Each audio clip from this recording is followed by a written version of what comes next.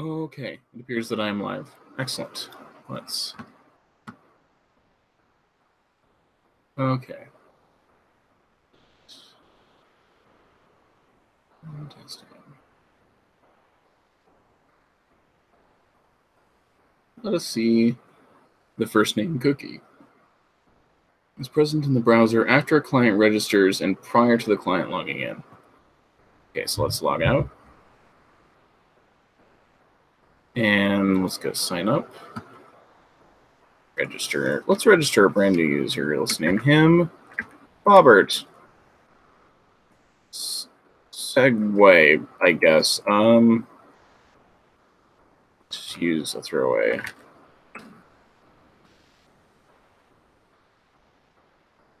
At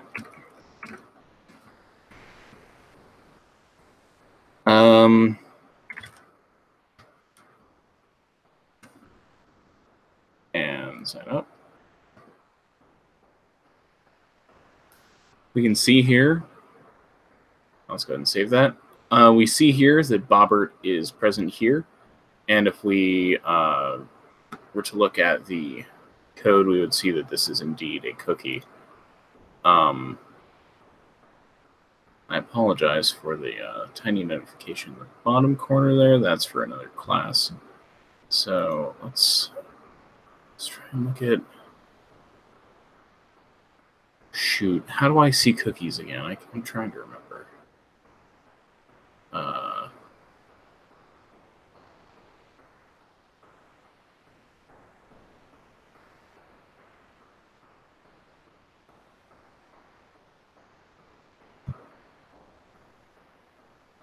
Okay, here we go.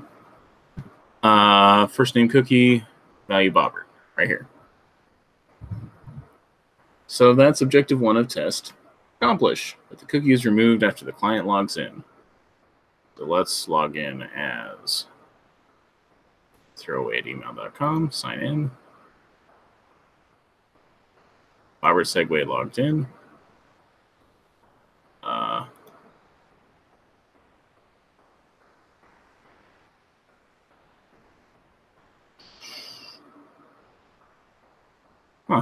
I guess I'm not destroying that yet.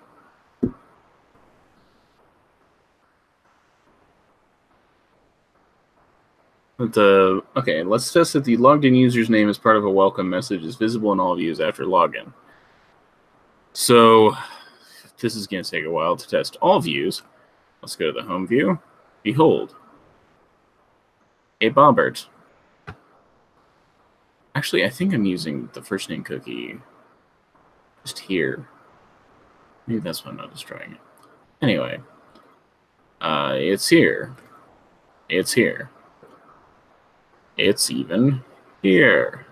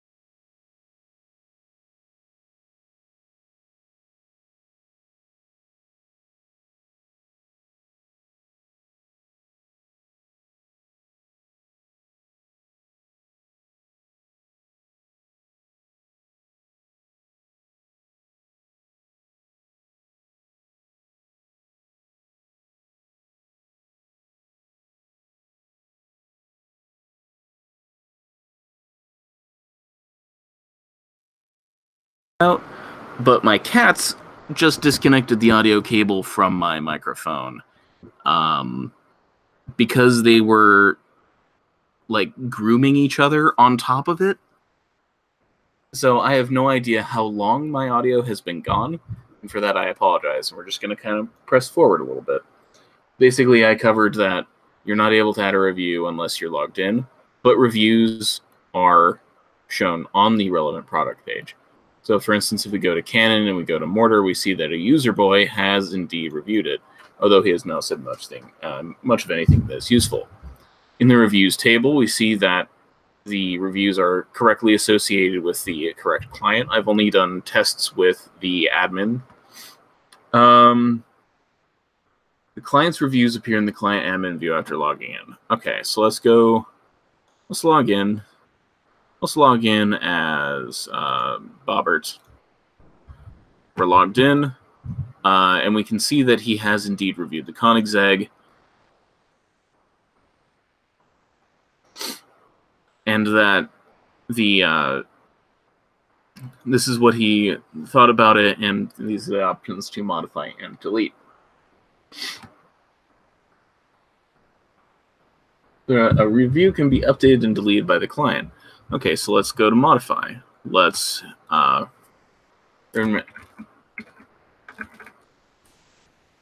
okay, so there's the review in its updated form, and let's update it. We see a success message that the review was updated, and we also see here that it was changed, and we can see also in the database, if we refresh the page, there we go, that it has been updated in the database. So we can confirm success there. So let's go to, let's try and delete this review. Boom, it worked. So now Bobbert has no reviews. Let's go review something else with Bobbert. Acme Rocket. Not as fast as a Koenig. Not as fast as a Koenigsegg. Submit review. This clears. We see a review by B Segway. Not as fast as a Koenigsegg. That all views in the reviews application are valid for HTML5 and CSS3 and responsive to differing screen sizes and easily read. So let's test the screen size. There we go. You can see that the reviews appear first and then the review form. I know it's not pretty, but like my understanding of this class is that it's supposed to be functional above all else. And more than that, it functions, and it is dynamic. I don't have to like zoom in or anything.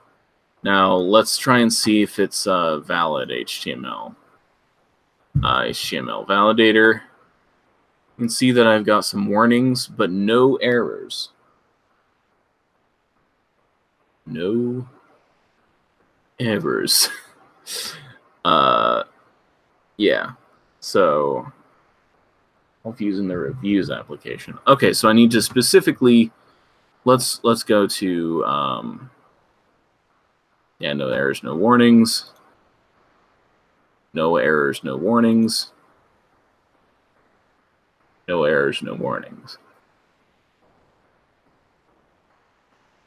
So the reviews application is free of errors and warnings. And as I said before, this program works in the way that it is intended to work, in the way that I was instructed to design it to work. It's ugly as sin. I will not deny that. It's frankly abhorrent, and I freely admit that styling is not my strong suit. That I am basically functionally inept at getting a website to look the way that it ought to. But my understanding is that in a enterprise environment, I would not be responsible, at least optimally, for both the functionality and the appearance of a website. So this is my case for why I shouldn't lose too many points, I guess. Like, because bottom line, it works and it's valid. There are only warnings, if anything, and more to the point, there are no errors or warnings relevant to the stuff that I have added as a part of this final project. So I guess this is my long-winded way of saying, yeah, I think this is my long-winded way of saying I'm done. And yeah. Thank you very much for your interaction, Sister Woods. You've been a more interactive professor than a lot of the ones that I have had this semester. Looking at you, CIT 360. But yeah, thank you very much, and I will reflect my experience with you as an instructor extremely positively in my review of this class. The class itself, I may review a little bit more harshly due to a lot of the inconsistencies with MAMP that I've had to help my learning team through. And honestly, I should not have had to buy the $60 version of MAMP to do what this class can do with Champ. Like, Champ is far more stable than MAMP. It's my understanding, but you know this. This is me just explaining why the class is going to get a couple points knocked off overall, but not you as an instructor. You as an instructor were fantastic. And your introductory videos for each individual week were invaluable in me understanding the core concepts and executing the assignments to the best of my ability. And any points that I lost were completely my fault. It wasn't the fault of you as an instructor. So overall, yeah, you did good. And once again, thank you. So, I'm going to end this video before I ramble for a longer period of time. I've had entirely too much caffeine today. I hope that you have a good semester break.